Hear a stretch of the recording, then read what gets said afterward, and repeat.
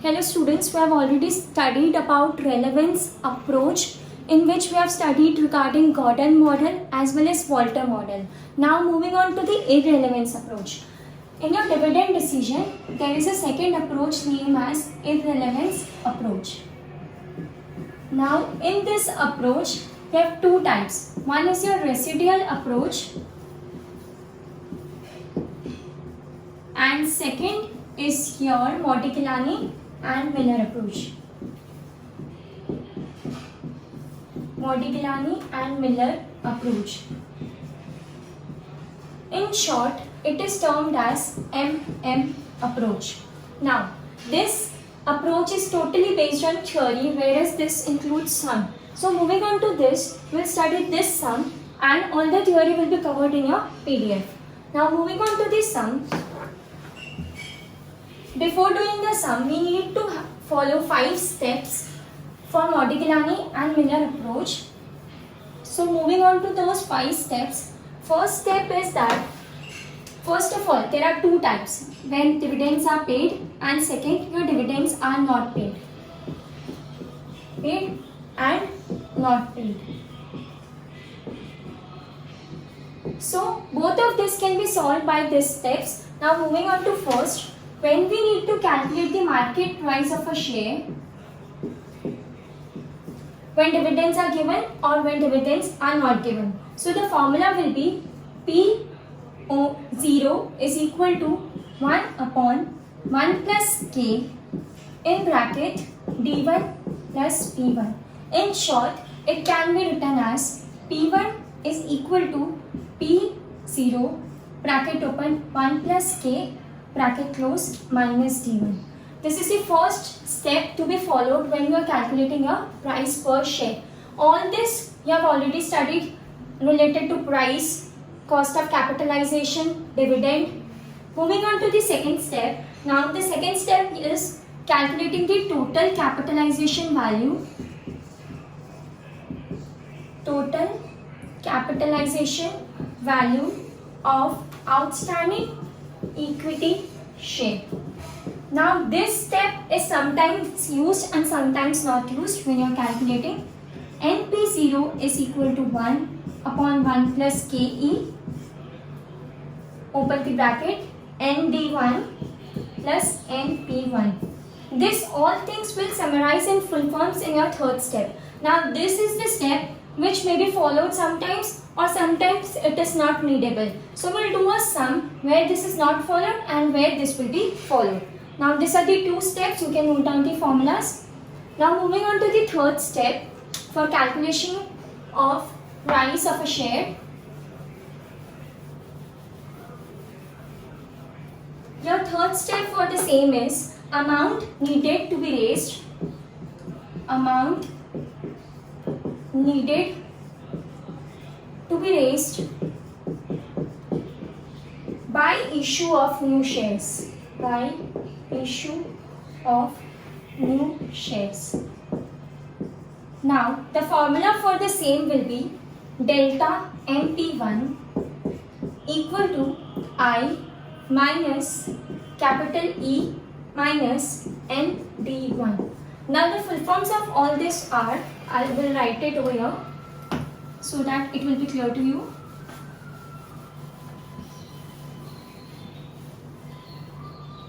Now coming to the full forms, your I stands for your total funds required for investment.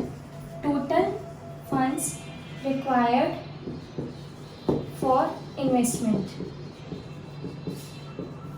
Next thing, your E stands for total earnings of the firm during the period. Total earnings of firm during the period. Now moving on to next, your ND1 stands for total dividend paid. Moving on to the fourth step, that is your MP1. Now your MP1 stands for, MP1 is the calculation of the price of the share. Moving on to E minus ND1, it stands for retained earnings.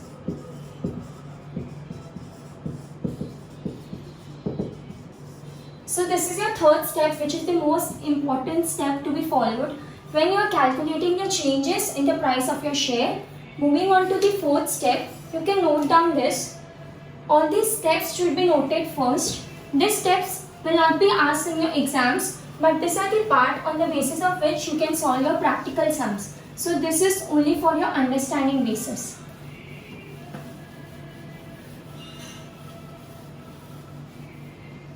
Moving on to your fourth step, number of addition shares to be issued. Addition shares to be issued. The formula for the same is your delta n is equal to delta np1 divided by p1. This was your fourth step, and the final step is to calculate the value of your firm. There can be two cases. First can be dividends are paid and the second can be dividends not paid. Value of the firm NP0 is equal to N plus delta N bracket close P1 minus I plus E upon 1 plus KE. Now this is your final step to calculate the value of the firm in both the cases, when dividends are paid and when dividends are not paid. This is your dividend are not paid. So this were the 5 steps which will be useful for the next sum we'll be discussing. So we'll do a basic sum. It is a kind of difficult as well as a basic sum because we need to follow all the 5 steps.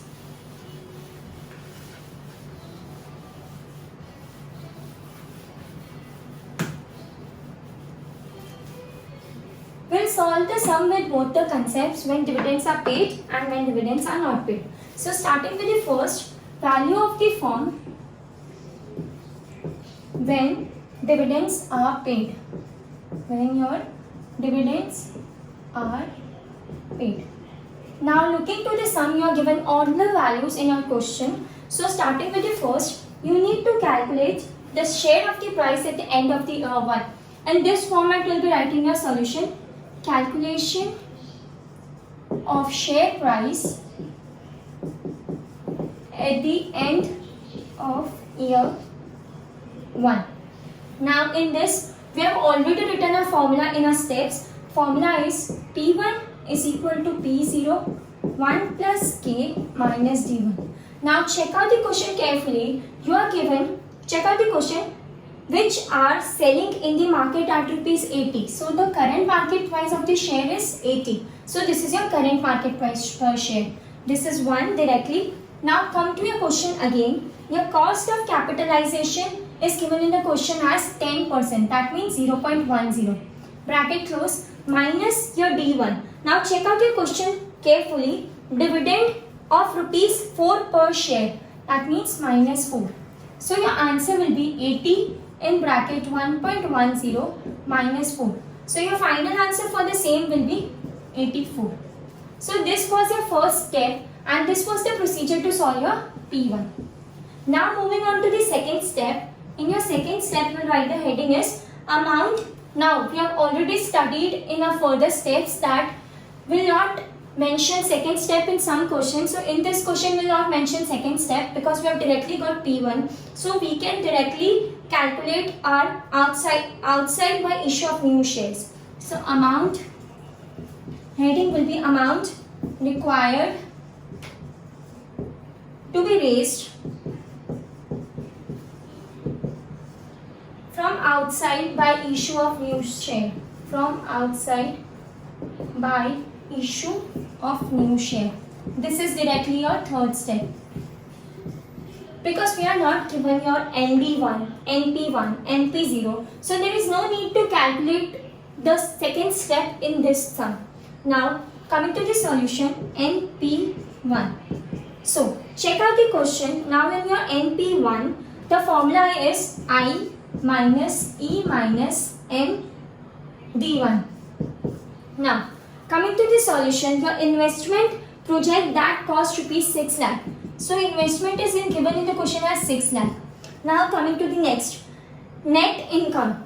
E means your earning, which is given in the question as 4 lakh. Coming to your NP1, now shares are of rupees 30,000 and dividend is of rupees 4. So ND1 means number of shares and dividend per share. So this will be a bigger bracket. ND1. So number of shares 4, bracket open, 30,000 share, bracket close. So your final answer for the same will be 6 lakh minus 4 lakh minus 1,20,000. So you will get the answer as rupees 3,20,000. It will be 3,80,000, 3,20,000.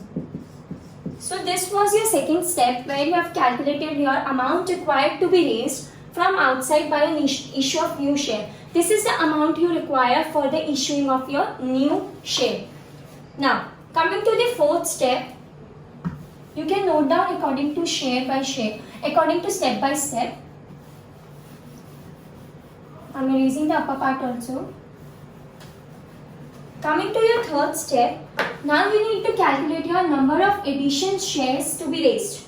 Number of additional shares to be issued. Now, formula for the same is delta N is equal to NP1 upon P1. So, coming to this, we have already calculated this over here, 3,20,000. This P1 we have already calculated in a step 1 as 84. So your final answer will be, cutting this will get it in 80,000 upon 21 shares. Now we'll keep the amount in fraction itself because we are not getting the round figure, because it will be easier for us to calculate the last step. Now moving on to the final step, that is calculation of the value of the firm.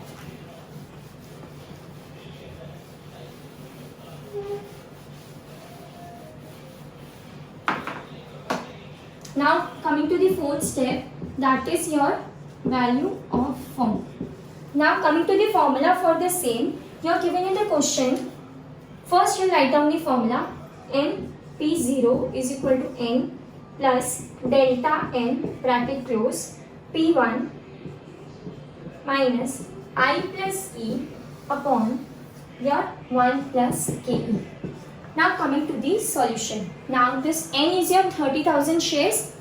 So we'll directly write it down as 30,000. Please check out the calculations very carefully. Now this your NP1 with delta N, you have already calculated as 80,000 upon 21 shares. So this is the basic rule of maths. If it is given in fraction, we'll write upon 1. Now next thing, P1. P1 directly calculated in a step 1, that is 84. Now I was given in the question as 6 lakh plus E was given in the question as 4 lakh upon whole upon 1 plus 0.10. This was given in the question. Now this calculation should be taken very carefully. Now here we are given 30,000 upon 1 plus 80,000 upon 21. So we'll calculate it very carefully. See, we need to cross multiply it. 30,000 into 21. 30,000 into 21, which will be equal to 6,30,000 plus 80,000 into 1, that means 80,000 upon 1 into 21, that is your 21. So 6,30,000 plus 80,000 upon 21 into 84 minus 6 lakh plus 4 lakh upon 1.10. So we'll erase the third step and continue with the fourth step.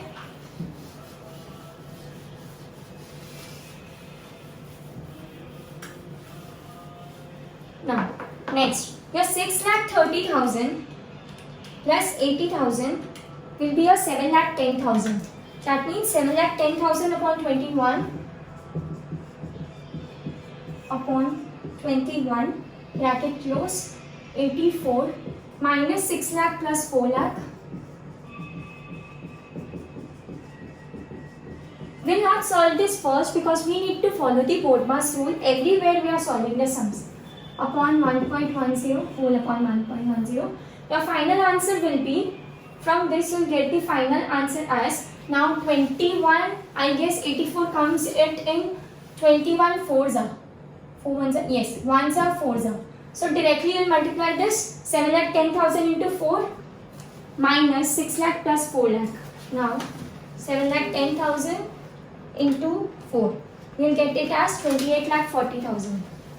28,40,000 minus 6 lakh plus your 4 lakh. Now you can follow your BODMAS rule over here and you can make the calculation.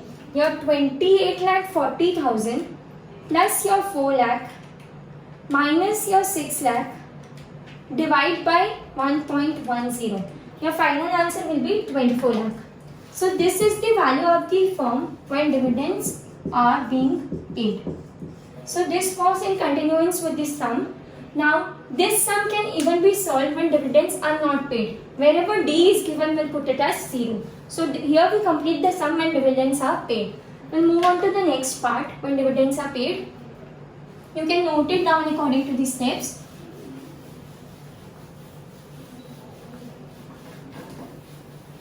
Steps will be the same, will not follow second step, will follow first, third, fourth and fifth step.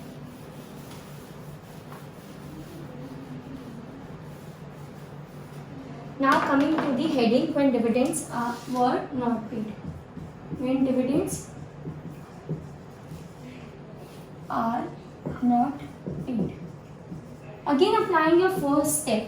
Applying the formula is P1 is equal to P0 1 plus KE minus D1. Now your D1 P0 is 80 bracket 1 plus 0.10. Your D1 is 0. We are putting your D1 as 0. So we need to calculate your P1. Now coming to the solution for the same. Here your P0 is 80. You need to calculate your P1. So from here we'll get the value of P1 as 88. Now moving on to next step. Your second step is amount required to be raised by issue of new shares. So your amount formula for the same will be NP1 is equal to I minus capital E minus ND1. Now your N, even if we are putting the value, this is 0, that means your final answer here will be 0. Your investment given in the question is 6 lakh minus your E given in the question is 4 lakh. This was already 0, so your final answer is rupees 2 lakh. So your second amount required to be raised by issue of new shares will be rupees 2 lakh. Moving on to the third step.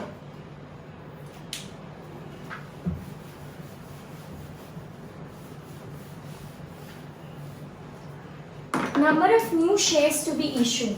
Your third step is number of new shares to be issued. Now for this, you need to calculate where NP1 upon P1. So your NP1 you have calculated already 2 lakh. Further you have calculated your P1 as 88. Your final answer for the same will be 50,000 upon 22.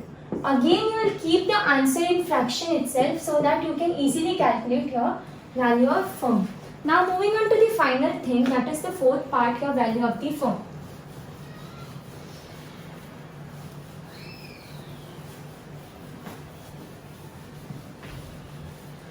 So your value of the firm for the same.